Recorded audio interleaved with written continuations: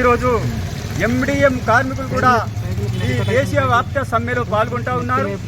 మరి అదేవిధంగా కేంద్రంలో ఉన్నటువంటి నరేంద్ర మోడీ ప్రభుత్వం ఈరోజు కార్మికులకు కనీస వేతనాలకి ఇవ్వకుండా శ్రమ దోపిడీ చేయడం జరుగుతుంది.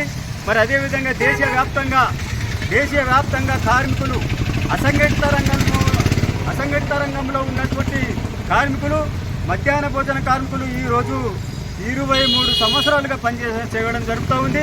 మరి అదేవిధంగా 23 సంవత్సరాలుగా ఎన్నో పోరాటాలు చేసినప్పటికీ కూడా ఇక్కడ ఉన్నటువంటి కేంద్ర ప్రభుత్వం మరి వేతనాలు పెంచకుండా ఈరోజు శ్రమ దోపిడీ చేయడం జరుగుతూ ఉంది.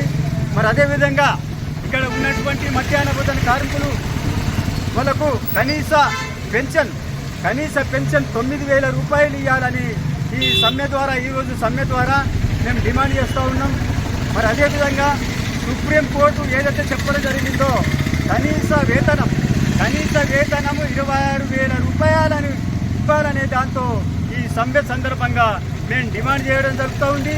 మరి అదేవిధంగా ఇక్కడ ఉన్నటువంటి మధ్యాహ్న భోజన కార్మికులు 23 సంవత్సరాలుగా పనిచేయడం జరుగుతూ ఉంది. మరి అదేవిధంగా వాళ్ళకు మధ్యాహ్న భోజన కార్మికులకు వయసు మీద పడుతుంది. ఒకళ్ళకు 50 సంవత్సరాలు 40 సంవత్సరాలు ఈరోజు వయసు మీద పడిపోవడం జరుగుతూ ఉంది.